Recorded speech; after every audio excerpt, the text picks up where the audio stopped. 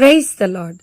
ఈరోజు వాక్య భాగం 1 కొరింథీయులకు రాసిన పత్రిక 7వ అధ్యాయము 23వ వచనం. మీరు విలువ పెట్టి కొనబడిన వారు గనుక మనుషులకు దాసులు కాకుడి. ఈరోజు ఈ వాక్య భాగం ద్వారా దేవుడు మనతో మాట్లాడుతూ ఉన్నారు. ఈ 1 కొరింథీయులకు రాసిన పత్రిక 7వ అధ్యాయం 23వ వచనాన్ని చూస్తే మీరు విలువ పెట్టి కొనబడిన వారు అని వాక్యం చాలా స్పెసిఫిక్గా చెప్తోంది. మీరు మీ సొత్తు కాదు, మనం విలువ పెట్టి కొనబడ్డాం.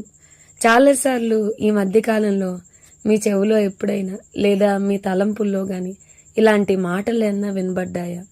That you are good for nothing.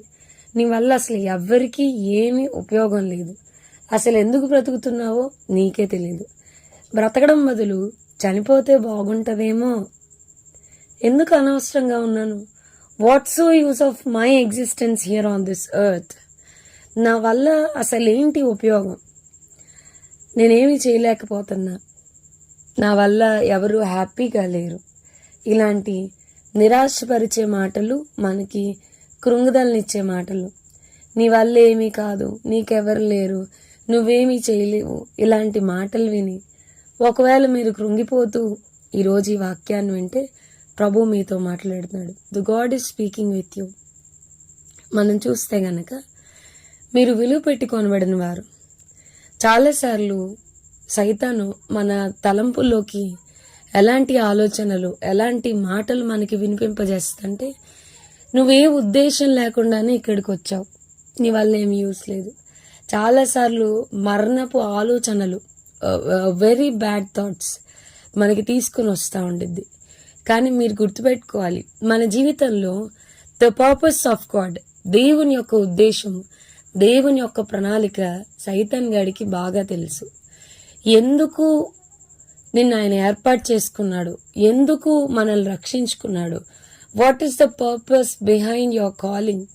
నేను ఆయన ఒక విశ్వాసిగా లేదా ఆయన నిన్ను పిలుచుకున్నందుకు దాని వెనుకున్న ఉద్దేశం ఏంటి అనేది వాడికి బాగా తెలుసు. కాబట్టి మన జీవితంలో దేవుని యొక్క ఉద్దేశాన్ని రూయించేయడానికి, దేవునికి ఎవరైతే ఎక్కువ కావాలో, దేవుడు ఎవరినైతే ఎక్కువగా కోరుకుంటున్నాడో, దేవుడు ఎవరిని బాగా వాడుకోవాలనుకుంటున్నారో సైతాన్ కూడా వాళ్ళనే కోరుకుంటాడు. మీరు అది మర్చిపోవద్దు.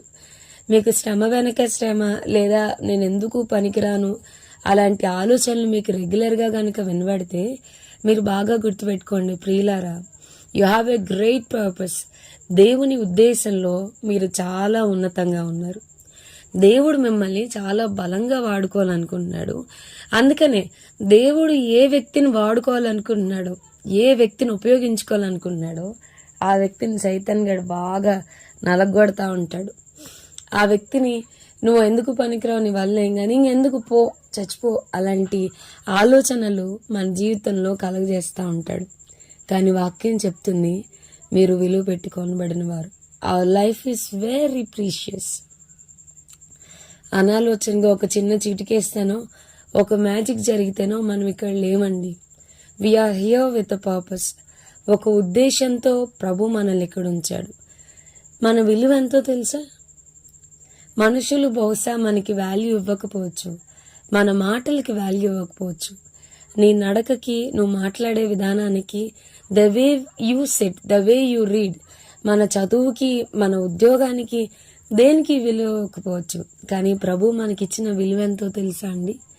ఆయన తన సింహాసనాన్ని విడిచిపెట్టి ఈ లోకానికి ఒక మనుష్య రూపుగా వచ్చి తన రక్తమంతా ధారలుగా చిందించి ఆయన వీపు నాగలి చాళ్ళ వలె దున్నబడి ఆఖరి రక్తబొట్టు కూడా మన కొరకు చిందించేంత విలువైన వారు. దేవుడే నరరూపిగా దిగి వచ్చేంత విలువైన వారుగా దేవుడు నిన్ను నన్ను ఎంచాడు. మన జీవితాల్లో అనవసరమైన ఆలోచనలకి తావిచ్చి, ఆ మాటలకి చెవియొగ్గి మన జీవితంలో దేవుని ఉద్దేశాలను పాడు చేసుకోవద్దండి. You are precious in the sight of God. మన కన్నీరు ఆయన సింహాసనాన్ని కదిలించగలదు, మన ప్రార్థన ఆయన హృదయాన్ని తాకగలదు. సో మీకు ఇలాంటి ఆలోచనలు వస్తే గుర్తుపెట్టుకోండి, యు ఆర్ ప్రీషియస్. మనం విలువ పెట్టి కొనబడిన వారు. ఏదో యాక్సిడెంటల్గా మనల్ని రక్షించుకోలేదండి, ఏదో యాక్సిడెంటల్గా మనల్ని మందిరానికి నడిపించట్లేదు.